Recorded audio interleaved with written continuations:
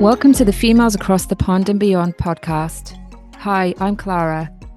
Hi, I'm Angie. We're here to share all things email and beyond. We go through the trials and tribulations of running your own business, being your own boss, and sending your own email marketing. As email marketing experts, we're dedicated to helping small businesses thrive so they can have more freedom in their business.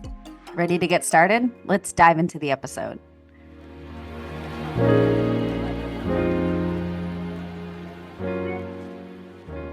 Hello, everyone. Welcome to our long-awaited Q&A episode. I don't know if it's long-awaited, but we're really excited to take this episode. We've been getting questions from those of you that have already been listening to the podcast. So wanting more help with specific subjects. So we were like, yeah, send us your questions. We'll do a whole Q&A episode.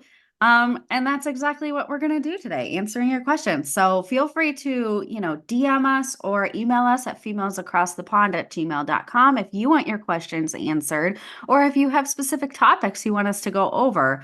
We love to know, what you need help with so that we can, deliver great content to you through this podcast. But before we kick it off, Clara, just give us a little update. What's going on in your corner of the world across the pond? Yeah, well, hi everyone. So it's June and it's time for us to be thinking about the summer. Being very busy here. Had a really nice weekend actually. I caught up with a friend who was over from New York and we went to Battersea Power Station, which may not mean anything to anyone in the States, but it's basically, it used to be like an actual power station. And now it's all like become this very trendy place to go. Really nice shops, restaurants, new flats there as well. So it was just, it's a really nice place to visit if you're visiting London. So yeah, a really nice day. How was your weekend? Oh my gosh, it was the same as yours. So fun, nice, fun summer weekend. We actually took the boys. We told our oldest son that we had a surprise for him, and we took him to a roller coaster park that is about an hour and a half away from us. It actually has, I believe it has the highest roller coasters in the world. It's Oh called my Cedar goodness. Point. I don't know if you ever heard of it. And it's intense. The roller coasters there are huge, huge, huge, huge. Mm. So I went there as a kid. I grew up like, an hour away from it. And so we're also an hour away from it now. It was my first time taking my son and he loved it. He was like, this was a great surprise. And he couldn't ride. He wanted to ride the big giant rides. That's what he kept saying to me, but he's 5. So he can't Aw. ride the big giant rides. And we were like, No. let's start small. And it's really cool because they have an area called Camp Snoopy, and it's all rides for like kids that are like his age, like 4, 5, 6, and 7. So there's a lot of like small roller coasters that he kind of went on, and he Aw. loved those. So one day he'll be grown and riding the big rides with me. Oh my goodness. I honestly, that would be the worst idea for me. I'm scared of heights. So going on a roller coaster, as a kid, we went on, various fairground rides and I can still feel my stomach plunge as we just, it's just a horrible feeling. No way will you get me on any of those rides. No way. I'll be watching on the ground safely. Yeah, it took me a long time to actually get up the courage. And like, honestly, I was very, very, very scared a lot when we would go to Cedar Point as a kid. And then I think one time, one of my aunts, she encouraged me to go on like a roller coaster that wasn't really like extreme. Mhm. So, and I went on that one. It was called the Iron Dragon, and they still have it. And after I went on that one, I was like, okay, like these are kind of fun. And I just kind of like worked my way up because they have like all different types of coasters. And Mm. but I still wouldn't go on like the big ones, like the really, really big ones until I went one time in college. with my friends. And of course, all my college friends were like, you're not coming to Cedar Point with us and not getting on rides. Like, you're getting on all the rides with us. So it was all peer pressure. And, but once I did it, now I've like ridden every big crazy ride. So I don't know. They're still Oh my scary. God. They are scary. They're scary. Like I just terrified of it just taking off, rather than yeah. But I get it. It's an adrenaline rush It's situation. yeah, and it's fun. Like once you can like let go of the fear, it is like really fun. But No. yeah, there's a lot of fear. Like even for me, I think like there's some that I'm like, I'm never going on that one again. I don't need to go on that one. Like I don't like the power tower ones where they like they take you up really high and then you just drop. Yeah, that's the one I remember as a child. Like that's Oh, horrible. oh, Yeah. no, thank you. It's no thanks. Yeah. Yeah. No. Well, very But different weekends for sure. yeah, exactly. I know. But anyway, all right. Well, I mean, I'm really excited to dig into the questions that we've gotten from our listeners and let's really Me get too. into it so that yeah, we can answer them. The first one that we kind of have on our list that we wanted to give a go at, which is all about AI. Let's talk about how we use AI to streamline our emails or maybe make the email process a little bit faster. I guess I feel like that's like my main goal with AI is to just kind of speed up a lot of the strategy or ideas and things like that. What about you, Clara? How do you use AI with your emails? I think that AI is going to change radically, if not already, what we do today. And I think the speed of change is so fast. In fact, I meant to say to you, I'm actually going to an email marketing conference on Thursday where there's going to be an AI robot as one of the guests. Oh And so, gosh. yeah, so I'll let you know how that goes, but that will be really interesting. Let's see how how the robot does. Um, but yeah, so AI, think of it as a way to, yeah, absolutely streamline your business. So some of the things that you could use it for are ways to come up with content ideas or to improve what you already have. Um, there are lots of different AI tools out there, but obviously the main one is ChatGPT. But a lot of tools kind of feed into ChatGPT 4 regardless. Um, and so, if you're brand new to business or you're brand new to email marketing and you're thinking, well, how can I use AI? There's a few things you could do to help you. And I think really it's probably around content where people get stuck. So, you might want to use it to help you generate some ideas for what to write to your audience. And the more refined you are in your prompts, the better your answer will be. So some of you may have tried AI already and had a really terrible experience, but I encourage you to really refine and be specific about who your audience is. Give it a bit, think of it as someone in your team that you're training, and think of it as someone that you can essentially speak to and give them information about what it is you want. They need context, right? They need the Yeah. background in order to give you the best answer. So I did generate a freebie actually, which is all around content prompts for your email marketing, because I know a lot of people get stuck with this. But it isn't just about content, right, Angie? What else do you use AI for? I mainly use it to, yeah, I mean, I use it to also refine how I'm wording some things. I mean, it gets very delicate when you like actually want to use the copy for from AI because it's typically not like it doesn't really have a lot of personality and it does take a while for it to get used to your brand voice. And I think one piece of advice I would give is if you're using ChatGPT and you really want it to like start understanding your brand voice and like who you are, work inside of one chat window anytime that you are having it like create any content for you so that it can continue to get better at refining your brand voice for you. But I typically will plug in, like, I think for me, I'm always trying to be like really succinct in my copy.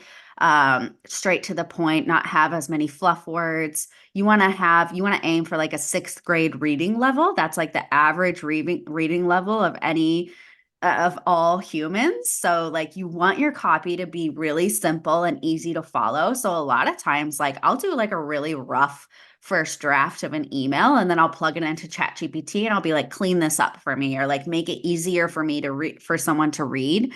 And then I may take like the output that it has, or like I'll just like take some ways that it forms my sentences. That's a really good, easy way to kind of speed up your editing process for your emails and making sure that, you know, they are easy to read. So I do that. I also use a tool called Cast Magic, where you can plug in, or you can upload videos or audio, or you can just like grab a URL. So like sometimes I'll grab like my clients a URL reel or YouTube video of some of their content, and it will transcribe the whole video or audio. And then you can it also has an AI component where you can give it a prompt like, okay, from this video, give me 10 email ideas, or from this video, write me an email, you know, like that is congruent with this video, or write me 10 Instagram posts or whatever. So I think that's a really fun one to do. That one definitely costs money though. It's like $40 a month. But I Yeah. guess it really depends on how much content you are creating. If you're creating a lot of content, then it makes a lot of sense to repurpose it in that way. Yeah. So that's really how I'm using. And then of course I use like Klaviyo's AI inside the software to generate subject lines. They have an AI that generates subject lines. They have a new AI that can create a segment for you based on what you need. So they're even inside our ESPs, they're starting to use more AI to like streamline like what we do, which is can be really good for the client or customers or people who are doing it themselves, make it a lot easier for you. Yeah, absolutely. Before we move on to subject lines, I just want to share Opus Clips, which I'm loving at the moment, which Mm, is basically if you upload a video, um, it will use AI to basically create smaller videos for content for you for your social media and your email marketing. So Opus Clips, I think there is a free option up to a certain amount of minutes that you upload. If you're a hardcore YouTuber, you may have to start paying for the videos you upload, but it's certainly worth checking out for sure. that's great. Yeah, it's amazing. I'd definitely check out Opus Clips. But yeah, we were just talking about subject lines and Yeah. So what that is was it? another question we got. Yeah, so So it came up the topic of, what is the importance of subject lines? Like, how do we mhm. improve our open rates? And, like, what are your thoughts, Angie, on this question? Oh my gosh, subject lines are the most important part of your email, in my opinion. Well, apart from getting into the inbox. Your first step is to make sure you pass spam filters and don't go in the junk folder. And then once you do, you're the only thing that you need to do is get someone to open your email. Otherwise, like the content inside of your email doesn't matter unless people open it and read it. So that's why your subject lines are so, so important. Experts say, and I don't know, are you and I experts? We Yes. say you should spend the most time crafting your email subject line. You should spend more time than you think you should crafting an email subject line and testing them to see which ones really resonate with your audience. So I think for me, subject lines, they need to, I always try to keep mine like kind of short, like 7 to 9 words. You don't want it to be too long because then they get cut off.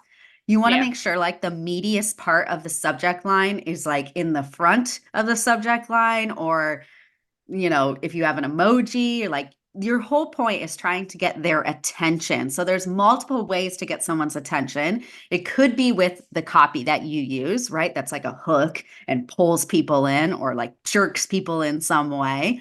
It could also be using emojis to get attention and things like that. So what about you, Clara? How do you approach subject lines?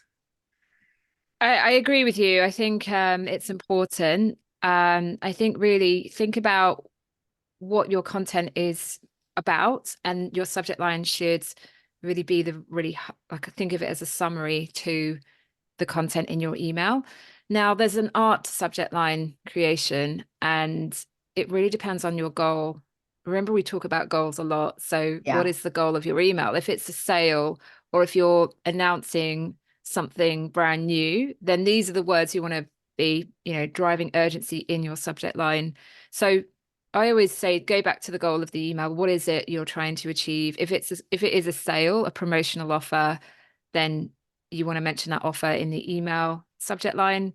But also try and inject some of your personality, because after a while, especially around Black Friday, it becomes really like wallpaper. Everyone's saying up to 50% off, last chance, blah, blah, blah. And it Yeah. becomes overkill. So Mhm. maybe your brand personality has some maybe fun quirkiness to it, or like there's something about your brand that you could say specifically that customers will recognize. So try testing different types of subject lines, especially if you're seeing a decline in open rates. I think it's something that you should always be testing as you grow your business. You can never just be complacent about subject lines. Yeah, and my last piece of advice is make sure it focuses on the benefit to the customer. Like, why should someone open this email? What is in it for them?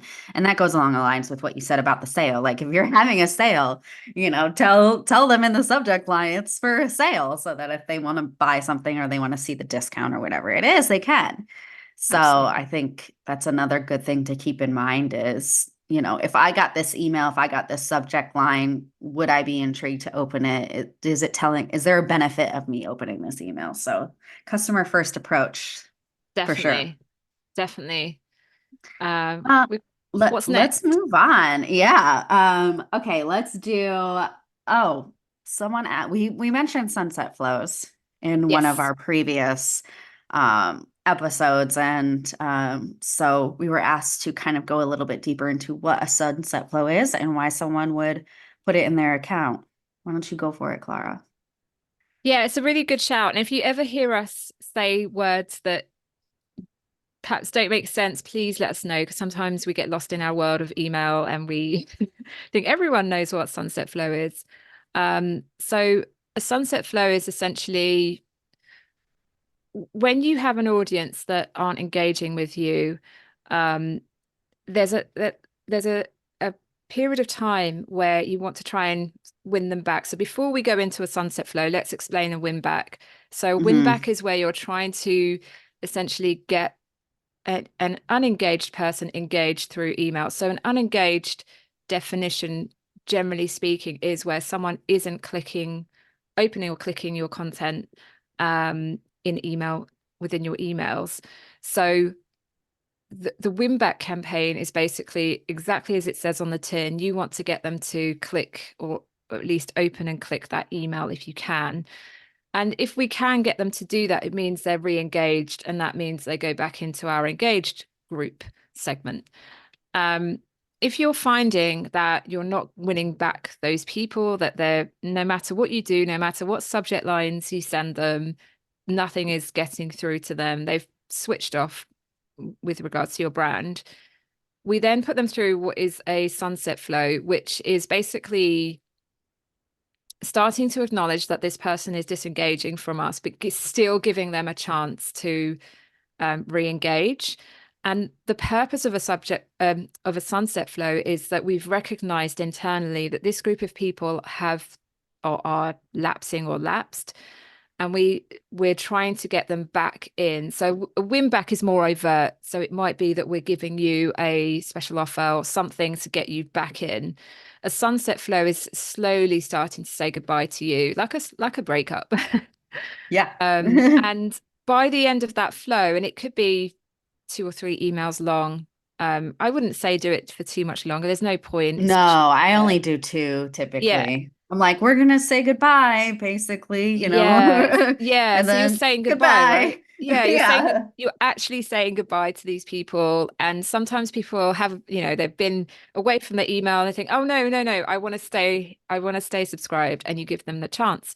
If they don't subscribe, if they don't continue to open and engage with those emails, you then put them into a segment where you can decide to archive them or delete them, or even just put them aside for now. You may want to re-engage them later, depending on your business. But that's what a sunset flow is. It's a flow to recognize those that are unengaged with your brand, try to get them to re-engage. And if not, we segment them out of your main base, your audience, so that you can handle them differently. Does that answer Yeah. the question? Yeah, it's wonderful explanation. And honestly, I think sunset flows are amazing. I Yeah. really appreciate it when businesses just take me off their list because I'm Mm. lazy, and Mm. I have so many emails. And if I was looking through one of my email accounts and I haven't engaged with some of these emails and I want to say 7 years. Oh And my I'm like, goodness. why are you still sending me emails? Yeah. Why? No. So if you have something like this in place, I think it's not only good for your account, your email account, because it keeps your account healthy and you're not sending to unengaged Yeah. people. It also is just the right thing to do, in my opinion. Yeah. If someone is unengaging, then get the hint and they'll come back. If they want to come back, they'll come back, Yeah, you know? and it's all about your deliverability, right? If you keep these people on your list, your performance is going to look worse Oh and yeah. your deliverability will be affected. So we want to move these people slowly out if they're not interested. At the end of the day, it works for both sides, right? You don't want someone who's not interested on your list, and you don't want to be the recipient of receiving content you no longer are interested in. So that's what Sunset Flow is, and it's a great question. Yeah, for Um, sure. Let's talk about pop-ups because we also got a question about, utilizing pop-ups so that they aren't annoying. And I really want to talk about this because I get this a lot from my clients, like hesitation to have a pop-up. yeah. And it is my greatest joy to change their hesitation and get them to do a pop-up. So what do you So do? Tell us. what do I do? I give them the statistics. Yeah, yeah, Basically, a pop-up is the highest converting sign-up form or like email list, sign up that you can have. And actually, in my tests with my clients, you get so many more submissions and you get a lot more people signing up for your email list the earlier that you have that pop-up coming up when they get onto your website. So I know that everyone wants to or like has an assumption that pop-ups are annoying, but the data shows they aren't annoying. The data shows that people are happy to get these pop-ups, and especially if there's an offer tied to them. So let's maybe like kind of backtrack. I think the annoyance with pop-ups really comes from those websites that do have a lot of pop-ups. Like I'm thinking like recipe websites, like blogs, like cooking blogs, weather channel websites, news websites. They have all these ads and pop-ups that are just, you're just trying to get the weather. And like, it's just like throwing you all this stuff that like you don't want. You're just trying to get the information. I think that's where a lot of the hesitation comes from having a pop-up on your site because you have felt annoyed with pop-ups from other sites. But it's different. I think it's so different. It's just just crazy different on how your website, compares to, those crazy pop-up websites. If you just have one pop-up and it's offering someone like, a 20% discount or $15 off the first order, I almost think that's to be expected, especially if you're going on an e-commerce site these days. You hmm want to have a discount if you're looking to buy from them. hmm So I think, yeah, it's just like a completely different playing field. And I think it's definitely worth it to test a pop-up and see if it increases your email signups, if you get If you get a lot of unsubscribes, or, if you're seeing that people don't like it, then, definitely hold off on it. But I venture to guess that's not going to happen. Yeah, and I think it's a really interesting question around, is it going to annoy users? And I think if, for example, you are getting them the pop-up to appear on your homepage and you are leading them through a sales funnel, you might decide to add a delay to your pop-up. Mhm. A few seconds delay might make all the difference. And hence why, we can never say this is exactly what works, but we do believe you should absolutely try testing pop-ups if you don't already, Yes. because you're missing out on an opportunity. The alternative to that is that you have something maybe right at the bottom of the page or somewhere in the middle of your website, but they're so easy to miss. Yeah. We just don't think you'll get the same results. And sometimes you need that kind of disruption to capture people. Now, you as a business owner might think, yeah, that's really annoying, but just let the data do the talking for you, as Angie says, because if you are capturing email addresses, that's fantastic, because that means you're now entering into a relationship with that subscriber in the sense that you can start to nurture them. If they don't leave their email address, they're gone forever and you have no idea who they are. So depending on if you have a abandoned cart set up, that's obviously a different story here, but we suggest, or we recommend, that you try pop-ups for sure, and look at your results. You want to be getting over 2%, Yeah. ideally higher than that. Yeah. Which you absolutely can. Yeah, so we Um, say go for it. Oh, another thing I want to say is look into your ESP too, because like with Klaviyo, I can target the pop-up to whoever I want. So Mm. I don't have my pop-up showing to existing Klaviyo profiles. So anyone that's already on the list is not going to see this pop-up, only to new people. And then I have it like set to parameters where it doesn't show to new people again for a certain amount of days.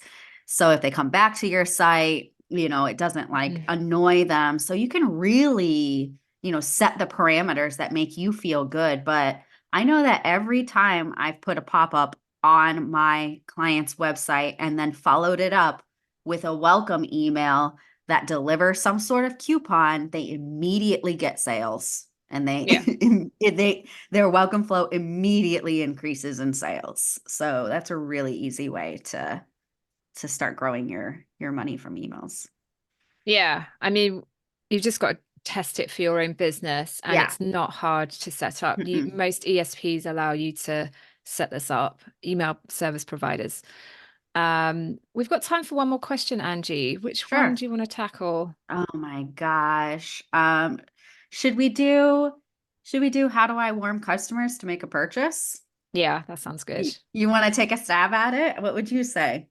Yeah, I mean, look, I always will ask you, what's the goal here and where are they in the customer journey, right? So how do I warm customers? So say, for example, someone has just signed up to your pop-up on your website and they're brand new to you. First of all, absolutely put them through a welcome flow, because it's so important that we welcome people with good intention. We introduce who we are, but also we want to learn more about that particular subscriber. So again, depending on your product or service, so this would apply to whether you're an e-commerce business or a service provider, you want to ensure that, first of all, that subscriber understands, who you are, introduce yourself. So you can obviously do that through your welcome flow. But then beyond that, we want to be sharing stories. So testimonials, how you've helped other people. Think about the doubts that people might have in buying your product. Think about what's stopping them and address it through you could set up a nurture flow. So for example, let's say let's look at e-commerce. Someone's clicked on a product on your website, but they haven't purchased. Now, they should technically go through an abandoned cart flow, where essentially that is a set of emails, a flow that's triggered based on someone's actions on your website. But what you can do is set up specific nurture sequences that help you identify who those people are. So there might be a segment that you have where people are browsing your website, but they're not buying for whatever reason. And so we want to address their concerns through a specific flow. So it could be that maybe they have concerns about the product's effectiveness, or maybe they have concerns about the delivery options. So you can put these concerns in a nurture flow and help people understand how to overcome those particular concerns. We want to get people really interested and excited as well about the product. So other ways to show how this product has helped solve a problem for other people like them. There are so many ways to nurture a particular customer towards your product or service, and it's just about understanding what their specific pain points are in the first place. There are a few thoughts. What about you, Angie? Yeah, I'm like right along the lines with you. I just think of the sales funnel. You know, everybody has their own journey that they go on when they're making a purchase. Some people need to hear more about how it's going to solve their problems. Some people want to see the materials that are used in the product. Some people want to have that social proof of how many people it's helped or how many people have purchased this product. And typically, you know, one person needs to see a few different things in order to be convinced, but it's all kind of the same with everyone. We need to know your brand. We need to like your brand. We need to like feel some sort of connection with your brand. And that could be along with your values and mission. And that's why a welcome flow is so great, because it establishes them creating a connection with your brand and you creating a connection with them, which is very important in the buyer's journey. And then at the end of the day, they need to trust that your product or service is exactly what they need and is exactly going to get them X, Y, and Z. And like Clara said, you can do that in so many ways. You can have testimonials and reviews. You can have case studies. You can send them to your Instagram content or any other content that you make in order to build that trust that's showcasing how your product works or how your product has helped other people. But at the end of the day, we need to have content that gets people to know, like, and trust us, you know, because that's how people end up buying from us. So if you can build your content, even your flows, your welcome flow around building that trust and building that likability, then you're doing a good job. Yeah, absolutely. And I think just to add to this as well, I mean, I'd love to know from the person that asked this question, like, what kind of business they have, because generally speaking, in my experience, I see that for direct to consumer, so B2C, D2C rather, the length of time to warm a customer is generally fairly short, depending on the price of your product, obviously. But when it comes to B2B, that decision can take months. So therefore, it's really important to figure out, where do you sit in terms of the type of business you are. If it's a big purchase decision that is going to cost tens of thousands of dollars, pounds, euros, wherever you are, it might be then that you need to do a lot more nurturing. You need to address those pain points in a deeper way. If it's simply buying a lipstick, then that is a much shorter buying cycle. The decision making is quite quick for most people. It should be. So there's so much you can do to warm an audience towards a purchase. And it's really about thinking what kind of business you are. How much do they already know about you? How much do you know about that particular subscriber? What are the pain points in stopping them from making that purchase that you can help them with and alleviate those concerns? So really, it's about removing those barriers to then helping them purchase. So they're the kind of things to be thinking about in terms of, you know, how to warm your customers. And the other thing that we didn't mention is, how long is it since you've emailed this particular customer or customers? If, for example, this is the first time in a year, it's going to be a lot harder than someone that's fresh from your website. So these are things to be looking at if you're trying to warm an audience that is cold. Yeah, for sure. That's why I always say, first and foremost, focus on having consistent emails, having a welcome flow, and then sending consistent emails so that the people who are coming onto your list are, you're warming them.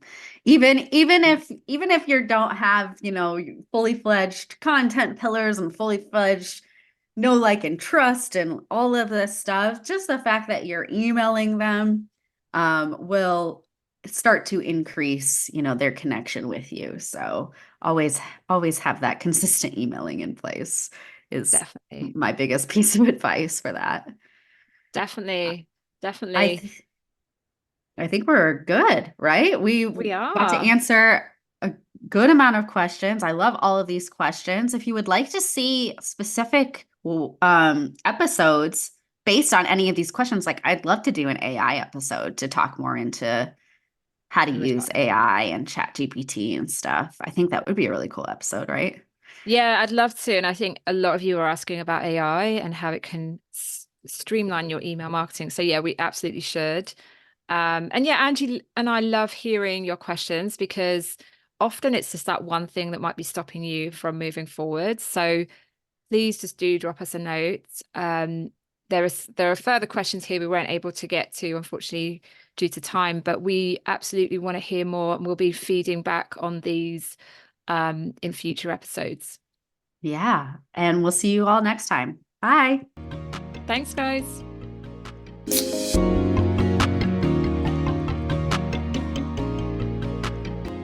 You've just listened to Females Across the Pond and Beyond podcast with your hosts, Clara and Angie.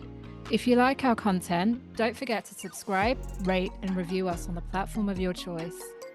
Is there something you want to hear about for our next episode? Email us at femalesacrossthepond@gmail.com to let us know. Until next time.